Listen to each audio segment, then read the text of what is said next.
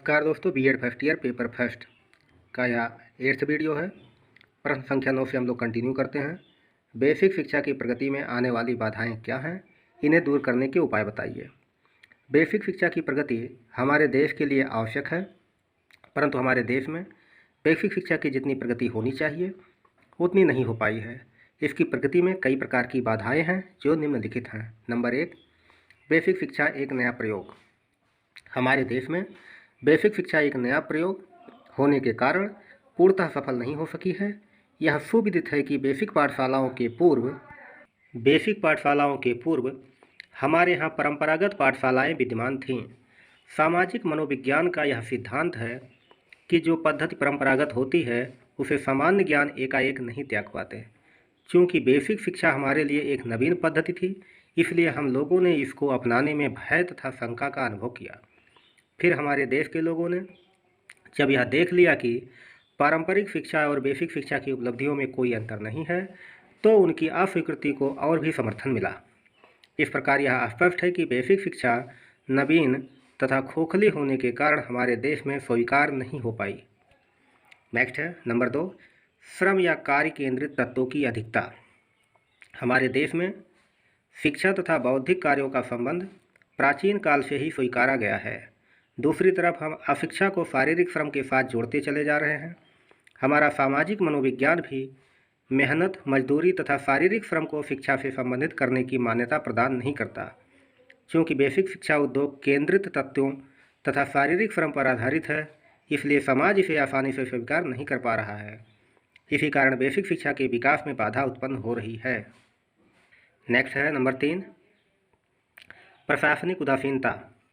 प्रशासनिक उदासीनता भी भारत में बेसिक शिक्षा की असफलता का एक कारण है।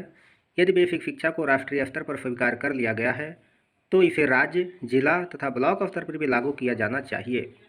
परंतु यह खेद का विषय है कि प्राथमिक शिक्षा के लिए अब भी पारंपरिक विद्यालय चल रहे हैं। यह बेसिक शिक्षा के प्रति प्रशासनिक उदासीनता का ही परिणाम है।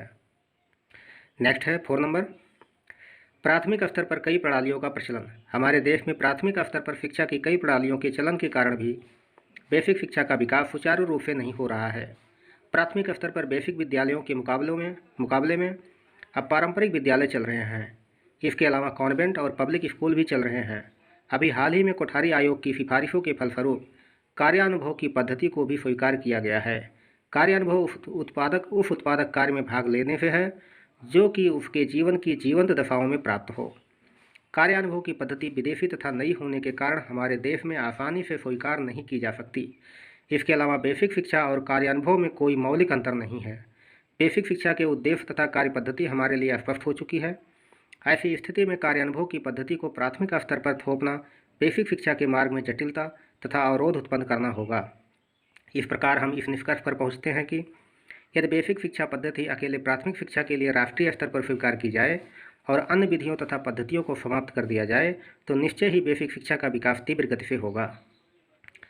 नेक्स्ट नंबर है 5 नंबर, अभिभावकों का असहयोग। हमारे देश में विद्यार्थियों के माता पिता भी बड़ी संख्या में अशिक्षित हैं, जिसके परिणामस्वरूप वे भी शिक्षा के प्रसार में ज़्यादा रुचि नहीं दिखाते, जिसके कारण अभिभावकों का पूरा सहयोग नहीं मिल पाता। अतः इस योजना की असफलता का एक मुख्य कारण यह भी है। नंबर 6, योग्य, अनुभवी एवं प्रशिक्षित अध्यापकों की कमी। किसी भी शिक्षा योजना की सफलता के लिए गुणी अध्यापकों का होना आवश्यक है, परंतु बेसिक पाठशालाओं में अभी भी योग्य एवं प्रशिक्षित अध्यापकों की कमी है, जिसके कारण यह योजना आशातीत सफलता नहीं प्राप्त कर पा रही है। नेक्स्ट है 7 नंबर, बालिकाओं की शिक्षा का अभाव। बेसिक योजना में सह शिक्षा के लिए स्थान है।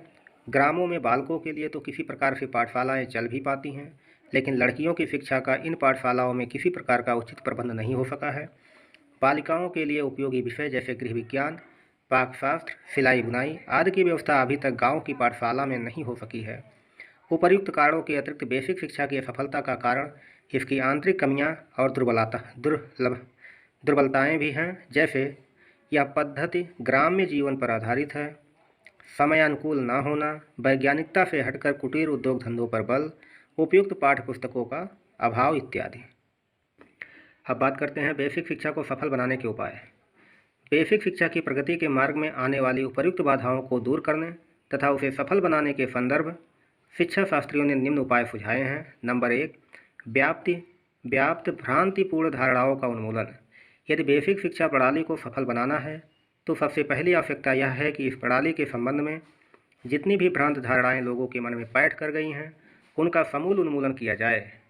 इस संदर्भ में यह सुझाव दिया गया है कि बेसिक ट्रेनिंग कॉलेज तथा विश्वविद्यालयों में अनुसंधान कार्य किया जाए, उचित एवं पर्याप्त पाठ्य सामग्री प्रकाशित करवाई जाए तथा हस्तशिल्पों का वैज्ञानिक आधार हो तथा ऐसी सहायक सामग्रियों का निर्माण हो जो शिक्षण में शिक्षकों को सहायता प्रदान कर सके।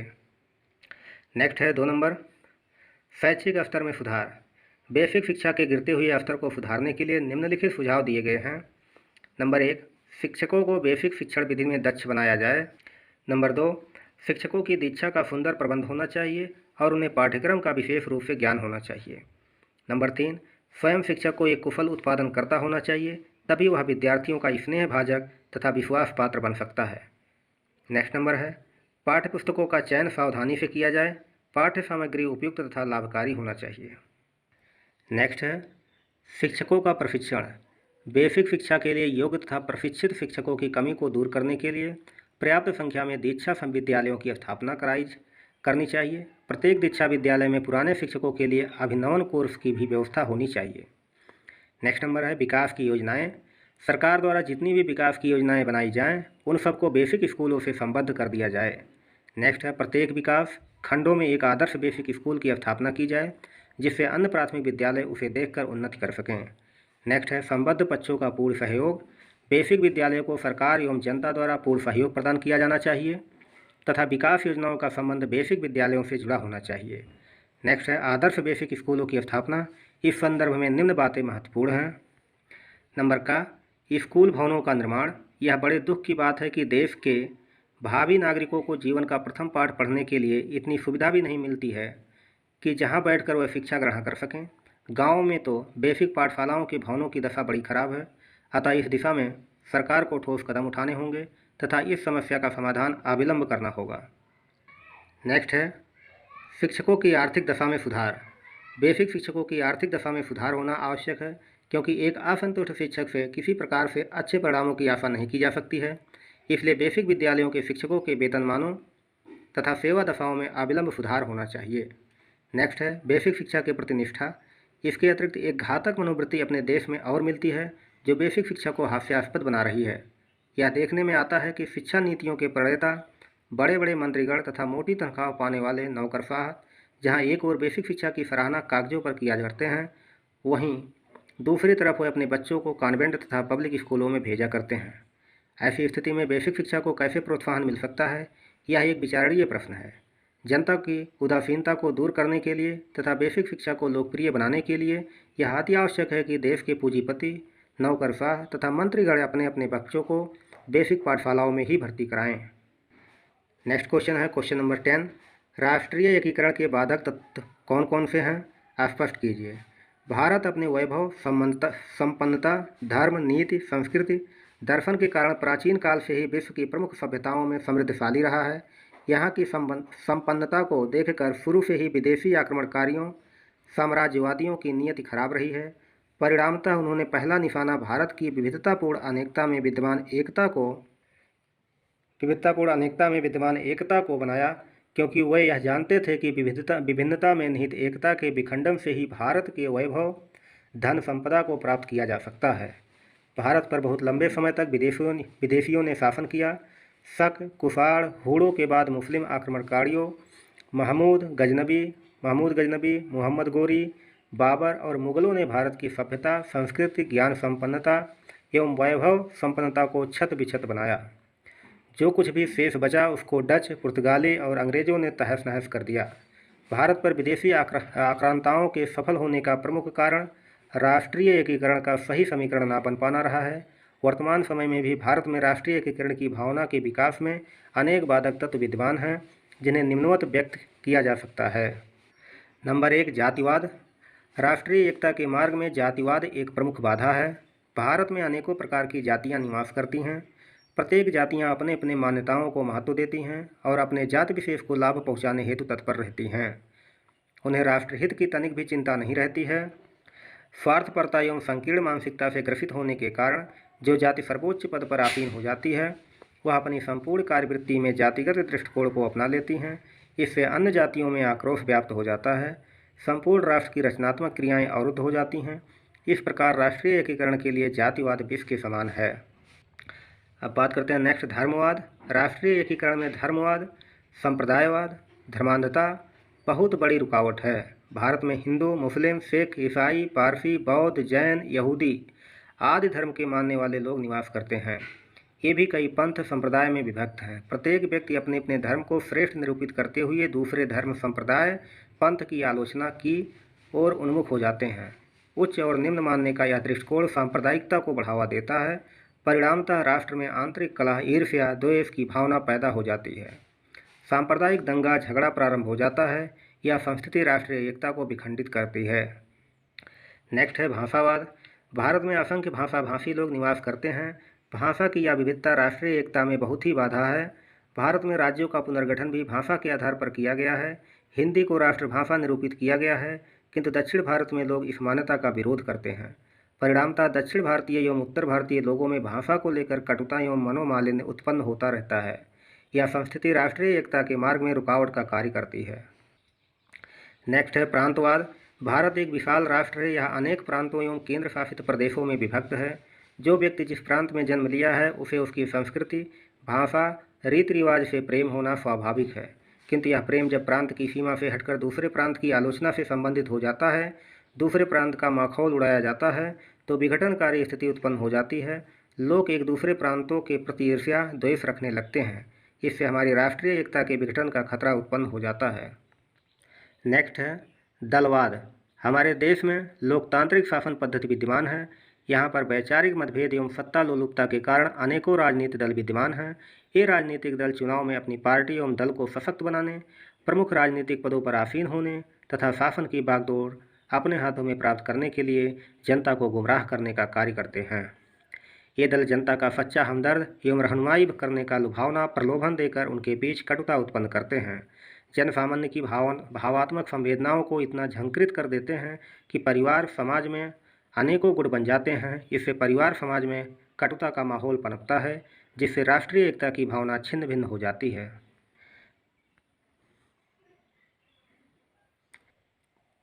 नेक्स्ट है संवैधानिक भ्रांतियाँ।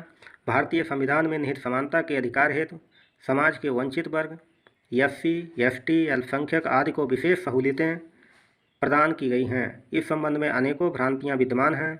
सरकार द्वारा कभी कभी वर्ग विशेष को विशेष तवज्जो देने के कारण दूसरा वर्ग नाराज हो जाता है। इससे कटुता उत्पन्न होती है और राष्ट्रीय एकता को क्षति पहुंचती है। नेक्स्ट है व्यक्तिवादिता। वर्तमान समय में व्यक्तिवादिता चरम सीमा पर है। हर एक व्यक्ति केवल अपना और अपने परिवार के कल्याण तक ही सीमित होकर रह गया है। प्रेम, सहयोग, सहअस्तित्व, परमार्थ जैसे मूल्य पतनोन्मुख होते जा रहे हैं। मानवीय संवेदनाएं मृतप्राय होती जा रही हैं। व्यक्ति, राष्ट्र एवं समाज कल्याण हेतु तनिक समय नहीं देना चाहता है। ये सब संस्कृतियाँ राष्ट्रीय एकता की स्थापना में अड़चनें डाल रही हैं। नेक्स्ट है अच्छे नेतृत्व का अभाव। वर्तमान समय में देश का यह दुर्भाग्य है कि उसे अच्छे शासक तथा नेतृत्व नहीं मिल पा रहा है। किसी दल को स्पष्ट बहुमत न मिल पाना, गठबंधन सरकार का बनना आदि कुछ ऐसे संयोग बनते जा रहे हैं कि सरकार चलाने वाला सर्वोच्च व्यक्ति स्वविवेक से कोई निर्णय नहीं ले पा रहा है। दबाव, धन लोलुपता, विदेशों के प्रति अधिक झुकाव, बहुराष्ट्रीय कंपनियों को महत्ता, विनिवेश की गलत नीतियां, निजीकरण का बढ़ावा, संजाल आदि ऐसे कारक बनते जा रहे हैं जो बेरोजगारी बढ़ाने वाले तथा कलह को आमंत्रण देने वाले साबित हो रहे हैं। यह स्थितियां राष्ट्रीय एकता के विकास की दिशा को बाधित एवं कुंठित कर रही है। नेक्स्ट है बेरोजगारी। भारत में औद्योगिकरण, मशीनीकरण का जितना अधिक विस्तार हो रहा है, उस मात्रा में जन सामान्य को रोजगार नहीं मिल पा रहा है। आज का युवा वर्ग कुंठा, तनाव, दबाव, संत्रास, निराशा एवं असंतोष के द्वंद्व का शिकार है। वह शिक्षित तो है, किंतु नौकरी की तलाश में दर दर की ठोकरें खा रहा है। बेरोजगारी बीभत्स रूप धारण कर रही है। देश का एक विशाल मानव संसाधन बेकार होता जा रहा है। परिणामतः रोजी रोटी को चलाने के लिए कुछ लोग विघटनकारी शक्तियों से मिलकर गलत कार्यों की ओर उन्मुख हो रहे हैं। इससे आतंकवाद एवं हिंसा का विभत्स स्वरूप परिलक्षित हो रहा है। इस संस्कृति से राष्ट्रीय एकता को बहुत नुकसान पहुंचता है। नेक्स्ट है आदर्शों एवं मूल्यों का पतन। वर्तमान समय में परिवार समाज में प्राचीन भारतीय आदर्शों, मूल्यों, संस्कारों का पूर्णतः अभाव परिलक्षित हो रहा है। व्यक्तिवादिता, स्वार्थपरता, फैशन परस्ती के कारण नैतिक एवं अनैतिक रूप से धनोपार्जन करना ही आज के व्यक्तियों का चरम लक्ष्य बनता जा रहा है। शिक्षा की केवल व्यावसायिकता का विकास कर रही है। शिक्षा जो है केवल व्यावसायिकता का विकास कर रही है। शिक्षक, दुकानदार तथा शिक्षार्थी ग्राहक की भूमिका अदा कर रहा है। अभिभावक अपने पाल्यों को समय नहीं दे पा रहे हैं। आज नौजवानों का सही रूप में मूल्यवादी पथ प्रदर्शन नहीं हो पा रहा है। इसके लिए वह गलत मार्ग की ओर बढ़ रहे हैं। सामाजिक एवं राष्ट्रीय हित उपेक्षित होता जा रहा है। यह स्थिति अत्यंत निराशाजनक तथा राष्ट्रीय एकता को कुंठित करने वाली है। प्रश्न संख्या 11, पाठचर्या कितने प्रकार की होती है? विवेचना कीजिए। पाठचर्या के प्रकार। पाठचर्या के प्रमुख प्रकार निम्नलिखित हैं। नंबर 1, विषय केंद्रित पाठचर्या। विषय केंद्रित पाठचर्या में विविध विषयों की प्रधानता रहती है। इसमें ज्ञान को खंड खंड विषयों में समाहित किया गया होता है। यह पूर्णतः संकुचित तथा जीवन के लिए अनुपयोगी होती है। विषय केंद्रित पाठचर्या में व्यवहारिक पक्ष की अपेक्षा सैद्धांतिक पहलुओं को अधिक महत्व दिया जाता है। सभी विद्यार्थी एक ही तथ्य का अध्ययन करते हैं, जिससे उनकी रुचि, आवश्यकता, अभिक्षमता की अवहेलना होती है। यह पाठचर्या पूर्णतः अमनोवैज्ञानिक तथा प्रगतिशील होती है। विषय केंद्रित पाठचर्या मूलतः पुस्तक प्रधान होती है। इसके पाठचर्या में परिवर्तन, काट छाँट करने में सरलता रहती है। इस प्रकार की पाठचर्या के अध्ययन तथा अध्यापन में सुगमता रहती है। शिक्षक और शिक्षार्थी पूरे मनोवेग और रुचि से तथ्यों को आत्मसात करने में तल्लीन होते हैं। नेक्स्ट है बाल केंद्रित पाठचर्या। बाल केंद्रित पाठचर्या में बालकों की रुचि, आवश्यकता, अभिक्षमता, सीखने की क्षमता, आयु, योग्यता आदि को ध्यान में रखकर विषय वस्तु का चयन किया जाता है। जेम्स यम ली का कथन है कि बाल केंद्रित पाठचर्या वह है जो पूर्णतः और समग्र रूप से सीखने वाले में निहित होती है। वास्तव में बाल केंद्रित पाठचर्या में बालक को केंद्र बिंदु मानकर उसकी मनोवैज्ञानिक स्थिति एवं दशा के अनुरूप पाठचर्या का सृजन किया जाता है। मॉन्टेसरी फ्रोबेल योजना की पाठचर्या बाल केंद्रित दृष्टिकोण पर आधारित है। नेक्स्ट है अनुभव केंद्रित पाठचर्या। अनुभव केंद्रित पाठचर्या में विषयों की अपेक्षा अनुभवों को महत्व दिया जाता है। इसमें बालकों को विविध कार्य स्वयं करके सीखने एवं अनुभव प्राप्त करने हेतु प्रेरित किया जाता है। वास्तव में बालकों के व्यक्तित्व में एकरूपता लाने के लिए अनुभवों में एकता की भावना का होना अत्यंत आवश्यक है। इस कार्य को संपादित करने में अनुभव केंद्रित पाठचर्या विशेष उपादेय होता है। अनुभव केंद्रित पाठचर्या मनोवैज्ञानिक सिद्धांतों से ओतप्रोत, नमनीय, सर्वांगीण विकास को मूर्त रूप देने वाला है, किंतु इसका संचालन करना अत्यंत खर्चीला तथा मूल्यांकन प्रक्रिया में समस्या उत्पन्न होती है। नेक्स्ट नंबर है क्रिया केंद्रित पाठचर्या। पाठचर्या का वह रूप जिसमें कार्य या क्रिया करके बालकों को सीखने की व्यवस्था निहित होती है, वह क्रिया केंद्रित पाठचर्या कही जाती है। वास्तव में बच्चों की रुचि किसी क्रिया द्वारा किसी चीज़ को सीखने में अधिक होती है। बच्चे पूरे मनोवेग से इससे सीखते हैं और आनंदित भी होते हैं। कमेनियस ने स्पष्ट कहा है कि जो कुछ भी सीखना है करने के द्वारा ही सीखा जाए। वास्तव में क्रिया केंद्रित पाठचर्या बालक की प्राकृतिक एवं मूल प्रवृत्तियों को सही दिशा प्रदान करके बच्चे का शारीरिक, बौद्धिक, भावात्मक तथा सामूहिकता की भावना जगाने में अत्यंत कारगर होती है। किंतु क्रिया केंद्रित पाठचर्या की रूपरेखा सैद्धांतिक विषयों में नहीं बनाई जा सकती है। यह केवल वैज्ञानिक विषयों में ही अत्यंत सहायक भूमिका अदा कर सकती है। नंबर 5, शास्त्रीय पाठचर्या। शास्त्रीय पाठचर्या को परंपरावादी पाठचर्या भी कहा जाता है। इस पाठचर्या में अध्यात्म एवं नैतिकता प्रधान विषयों को शामिल किया जाता है। शास्त्रीय पाठचर्या में भाषा, साहित्य के साथ साथ कुछ आधुनिक विषयों को भी महत्व दिया जाता है। प्रायः संस्कृत विद्यालयों की पाठचर्या शास्त्रीय होती है, जिसमें व्याकरण, धर्मशास्त्र, ज्योतिष, नक्षत्र विज्ञान, आयुर्वेद आदि को महत्व दिया गया होता है। आधुनिक समय में शास्त्रीय पाठचर्या महत्वहीन समझा जा रहा है। नेक्स्ट है शिल्प केंद्रित पाठचर्या। पाठचर्या में जब किसी हस्तशिल्प या कारीगरी से युक्त अवयव को स्थान दिया गया होता है तो उसे शिल्प केंद्रित पाठचर्या कहा जाता है। महात्मा गांधी ने अपने बेसिक शिक्षा योजना में पाठचर्या को शिल्प केंद्रित स्वरूप दिया था, जिसमें किसी शिल्प या हस्तकार्य को केंद्र में रखकर अन्य विषयों की शिक्षा देने का प्रावधान था। जैसे कृषि कार्य करने वाले को कृषि संबंधित ज्ञान के साथ साथ रसायन शास्त्र, भूगोल, गणित की जानकारी दी जाती थी। नेक्स्ट है कोर पाठचर्या। कोर पाठचर्या या केंद्रित पाठचर्या वह होती है जिसमें कुछ विषय छात्रों को अनिवार्य रूप से पढ़ने पड़ते हैं। जो कुछ विषयों का चुनाव विविध विषयों के विकल्प में से कर सकते हैं। वस्तुतः इस पाठचर्या का उदय सर्वप्रथम अमेरिका में हुआ, किंतु इसकी उपयोगिता को दृष्टि में रखकर अब यह भारतीय शिक्षा के पाठचर्या का एक अहम हिस्सा बन चुका है। राष्ट्रीय शिक्षा नीति 1986 में कोर पाठचर्या को अधिक महत्व दिया गया है।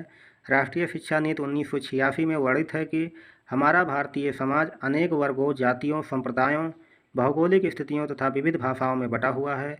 इसलिए पाठचर्या का सृजन स्थानीय, सामाजिक, भाषाई आवश्यकताओं को ध्यान में रखकर की जानी चाहिए। पाठचर्या में कुछ विषय ऐच्छिक तो कुछ अनिवार्य होना चाहिए, जिससे कुशल, कर्तव्यपरायण तथा परिश्रमी व्यक्तियों का निर्माण हो सकेगा। इसके साथ ही व्यक्तिगत तथा सामाजिक समस्याओं का भी अंत होगा। कोर पाठचर्या में निम्नलिखित विषयों को रखा जाएगा जो अनिवार्य होंगे, जैसे भारतीय स्वतंत्रता आंदोलन का इतिहास, संवैधानिक उत्तरदायित्व तथा राष्ट्रीय अस्मिता से संबंधित तत्व, समानता युक्त भारतीय संस्कृति की विरासत के तत्व, लोकतंत्र, धर्मनिरपेक्षता, स्त्री पुरुषों के बीच समानता, पर्यावरण संरक्षण, सामाजिक समता, जनसंख्या वृद्धि को रोकने हेतु सीमित परिवार का महत्व समझाना, वैज्ञानिक दृष्टिकोण का विकास, मानवाधिकार इत्यादि। क्वेश्चन नंबर 12, टैगोर के अनुसार शिक्षा का क्या अभिप्राय है? इसके उद्देश्यों को स्पष्ट कीजिए। टैगोर का शिक्षा से अभिप्राय। टैगोर एक महान दार्शनिक और शिक्षा शास्त्री थे, जिन्होंने अपने विचार भारत तथा विदेशों के अन्य शिक्षा विचारकों की भांति समय समय पर दिए हैं। यद्यपि यह निश्चित है कि उनके विचार एक पुस्तक का आकार लेकर स्फुट नहीं हैं, अतः रूसो की एमिल स्पेंसर की शिक्षा या फ्रोबल की मनुष्य की शिक्षा जैसे प्रारूप में प्रकाशित नहीं है। फिर भी उनके शिक्षा संबंधी विचारों का मूल उनके जीवन काल में था और आज भी जिनको आधार बनाकर विश्व भारती शांति निकेतन में शिक्षा का कार्य समुचित ढंग से चल रहा है। रविन्द्रनाथ टैगोर ने शिक्षा का अभिप्राय व्यापक रूप से ही लिया है। उनके अनुसार शिक्षा द्वारा व्यक्ति का शारीरिक, बौद्धिक, नैतिक और आध्यात्मिक विकास वैयक्तिक एवं सामाजिक दृष्टिकोण से है। उन्होंने अपनी पुस्तक पर्सनालिटी में लिखा है कि उच्चतम शिक्षा वह है जो हमारे जीवन को सभी अस्तित्वों के साथ संगतिपूर्ण बनाती है। सभी अस्तित्वों अर्थात जीवों एवं वस्तुओं के साथ संगति और समरसता तभी संभव है जबकि व्यक्ति की सभी शक्तियाँ विकसित होती हैं और पूर्णता से उच्चतम बिंदु तक जाती हैं। टैगोर ने इसे पूर्ण मनुष्यत्व यानी कंप्लीट मैनहुड कहा है। इसलिए उन्होंने सबसे पहले शरीर के विभिन्न भागों तथा इंद्रियों के प्रशिक्षण के लिए जोर दिया तथा साथ में उपयोगिता के विकास पर जोर दिया, जिससे मनुष्य वास्तविक जीवन की परिस्थितियों में ज्ञान प्राप्त करता है और ज्ञान का संचय करता है एवं उसका आत्मीकरण एवं प्रयोग भी करता है। उनके शब्द हैं कि हम ज्ञान एकत्र करते हैं जैसे कि अनाज घर में खाद्यान्न इकट्ठा करते हैं, न कि जैसे शरीर भोजन को आत्मसात करता है। सच्ची शिक्षा तो संग्रहित सामग्री के सही प्रयोग में, उसकी वास्तविक प्रकृति को जानने में और उसे जीवन के साथ एक वास्तविक जीवन रक्षा के रूप में निर्माण करने में होती है। इस संबंध में टैगोर ने प्राचीन भारतीय आदर्श को भी लिया है, जिसमें सा विद्या या विमुक्तये education is that which liberates है। इस कथन का तात्पर्य यह लगाया गया है कि शिक्षा का अर्थ केवल आध्यात्मिक ज्ञान से नहीं है, न तो मुक्ति का अर्थ मृत्यु के बाद मुक्ति से है। ज्ञान के अंतर्गत मानव जाति के हित के लिए काम आने वाले सभी ज्ञान और प्रशिक्षण से है तथा मुक्ति का अर्थ वर्तमान जीवन में सभी प्रकार की दासता से मुक्ति है। ऐसी दासता आर्थिक, सामाजिक, राजनीतिक एवं मानसिक हो सकती है। इनसे मुक्ति ही वास्तविक शिक्षा है। निष्कर्ष रूप में कहा जा सकता है कि व्यक्ति के संपूर्ण जीवन को विकसित करना शिक्षा है। यह वह साधन है जिसके द्वारा पूर्ण मानव के रूप में व्यक्ति विकसित होता है, जिसके द्वारा व्यक्ति प्राणी मात्र से प्रेम करना सीखता है और विश्व बंधुत्व स्थापित करता है। टैगोर के अनुसार शिक्षा विकास की प्रक्रिया है, विकास का एक उपक्रम है, अतः उसके द्वारा प्रत्येक व्यक्ति की निजी एवं सामाजिक सभी आवश्यकताओं की पूर्ति होती है। उसकी आवश्यकताएं प्रायः शारीरिक, बौद्धिक, सामाजिक, आर्थिक एवं व्यावसायिक तथा अंत में धार्मिक एवं आध्यात्मिक है। इस विचार से शिक्षा अत्यंत व्यापक रूप ग्रहण करती है। इसके अंतर्गत कुछ विशेषताएं होनी चाहिए, जैसे कृत्रिम वातावरण एवं परिस्थिति से दूर साधारण एवं यथार्थ ढंग से हो। शिक्षा में सहानुभूति, प्रेम, मानवता हो। शिक्षा प्रकृति के साथ लय रखते हुए स्वतंत्रता के साथ दी जाए। शिक्षा सत्य की एकता एवं प्रतिस्थापना के साथ हो, जिससे वास्तविक जीवन की अनुभूति हो। शिक्षा मानसिक स्वतंत्रता से युक्त हो, केवल यांत्रिक ज्ञानार्जन ना हो। शिक्षा प्रत्येक व्यक्ति की निजी क्षमताओं को ध्यान में रखकर दी जाए, जिससे कि वह अपनी एवं समाज की सभी आवश्यकताओं को पूरी कर सके। वास्तव में टैगोर के विचार में उस समय की प्रचलित शिक्षा में उपर्युक्त विशेषताओं का अभाव था, जिससे कि वह जीवन से दूर, अव्यवहारिक एवं अनुपयोगी सिद्ध हुई। टैगोर के अनुसार शिक्षा और जीवन का घनिष्ठ संबंध होना चाहिए। इसी काल में उन्होंने औपचारिक शिक्षा पर कम ध्यान दिया। उनका जोर हमेशा जीवन के लिए प्रशिक्षण तथा व्यक्तित्व की बाह्य अभिव्यक्ति में था। यहाँ पर उनके विचार रूसो के विचारों से मिलते प्रतीत होते हैं, जिसने लिखा है कि जीवन वह व्यापार है जिसे मैं उसे अर्थात एमिल को सिखाना चाहता हूँ। इसलिए टैगोर ने कहा है कि हम लोगों के लिए आत्मसम्मान कायम रखने के लिए जो हम अपने आप और अपने सृष्टा के प्रति ऋण रखते हैं, हमें शिक्षा का प्रयोजन मनुष्य के उच्चतम प्रयोजन, आत्म के पूर्णतम विकास और स्वतंत्रता के प्रयोजन से कम नहीं रखना चाहिए। इसलिए टैगोर ने शिक्षा को जीवन का प्रकाश, शक्ति तथा स्वतंत्रता माना है। Inner enlightenment, power and freedom. Inner enlightenment, power and freedom. शिक्षा इस प्रकार जीवन के संदर्भ में होनी चाहिए। शिक्षा केवल वैयक्तिक जीवन अथवा समाज के जीवन के संदर्भ में हो, इस प्रश्न पर टैगोर के विचार अत्यंत सीधे और स्पष्ट हैं। उनके विचार में पूर्ण जीवन के लिए शिक्षा समाज के जीवन से संबंधित होनी चाहिए, क्योंकि शिक्षा समाज के जीवन का एक अंग है और उसका आधार समुदाय का जीवन है। शिक्षा की सामग्री ही नहीं, प्रत्युत शिक्षा के लिए अभिप्रेरण भी समाज के जीवन से लेना चाहिए। यह तथ्य पश्चिम में आज सही माना जा रहा है, लेकिन हमारे देश में उपनिषद काल में ऐसी बात पाई जाती है। इसलिए वह अपने विद्यार्थियों को कहते थे, जाओ दुखी लोगों की सहायता करो और हर तरह से पड़ोसियों की सेवा करो, पास के गांव में खेत जोतने वालों के जीवन में भाग लो, परिश्रम करने वालों के साथ रहो। शिक्षा समन्वय में सन्निहित होती है, ऐसा विचार टैगोर का है। उन्होंने लिखा है कि शिक्षा मनुष्य को सत्य की एकता प्रदान करती है। रूसो के कथन में भी यही ध्वनि निकलती है कि जब तीनों मास्टर मेल से रहते हैं तो व्यक्ति सुशिक्षित बनता है। ठीक यही ध्वनि टैगोर के विचार में भी मिलती है। उनके अनुसार भौतिक एवं आध्यात्मिक शक्तियों की समरसता और संगत से ही जीवन के सत्य की प्राप्ति होती है।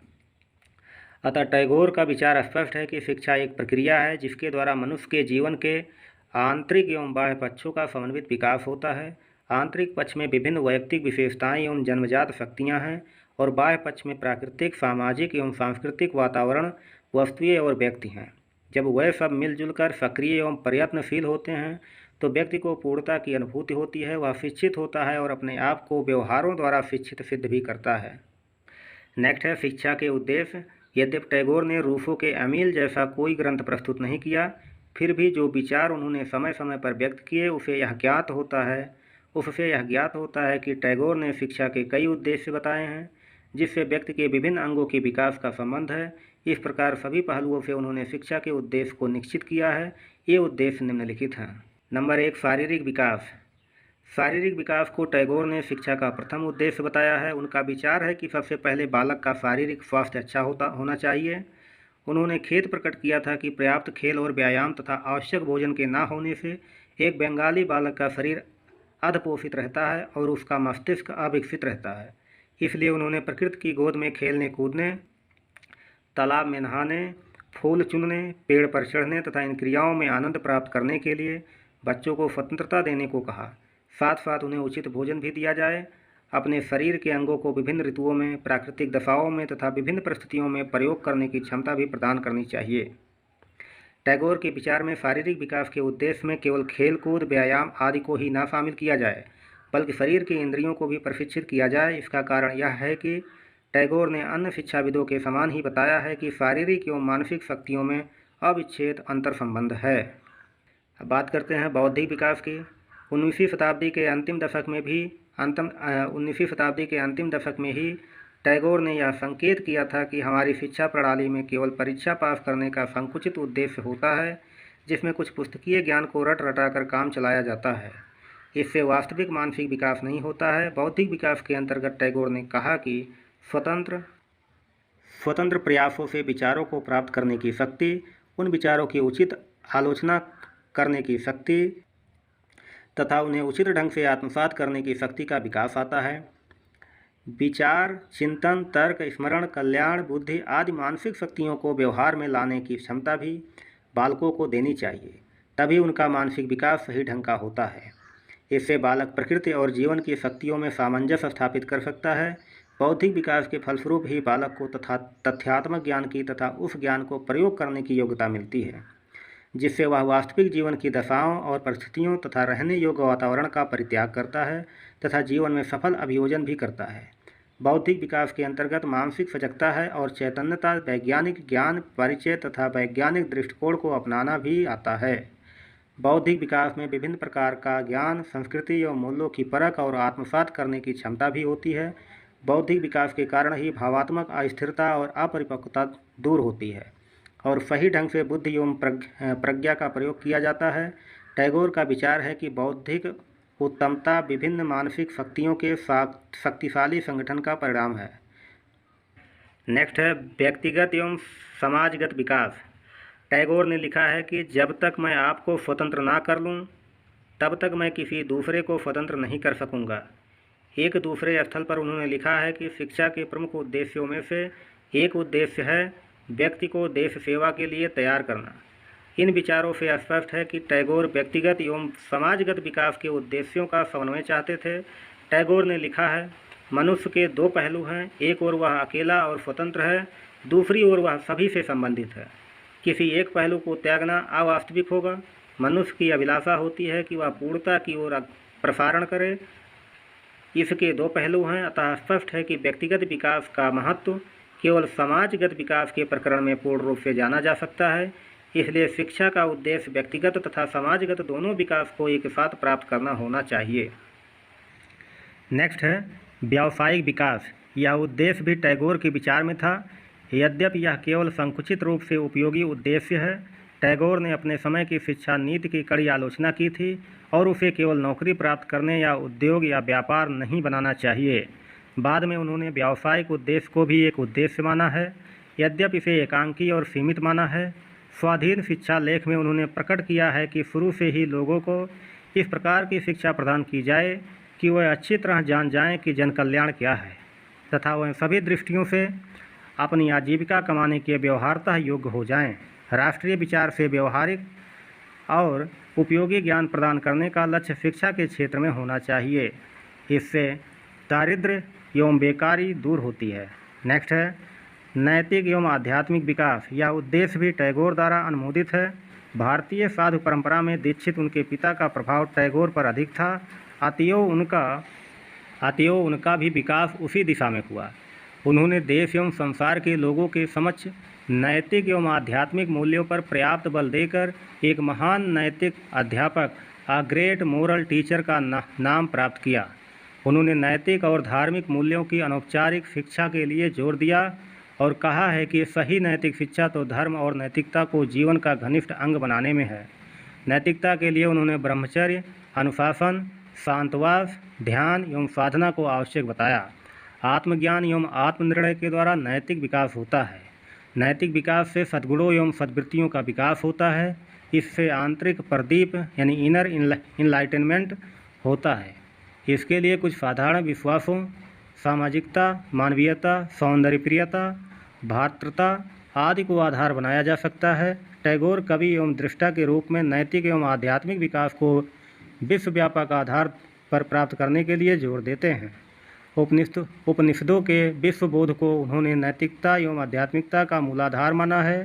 टैगोर ने बताया है कि इस प्रकार का विश्वबोध मानवीय व्यक्तित्व की पूर्ण परिपक्वता के लिए नितांत अनिवार्य है। इससे स्पष्ट है कि नैतिकता एवं आध्यात्मिकता पूर्ण व्यक्ति के स्फुटन में होती है। मनुष्य की सर्वोच्च उपलब्धि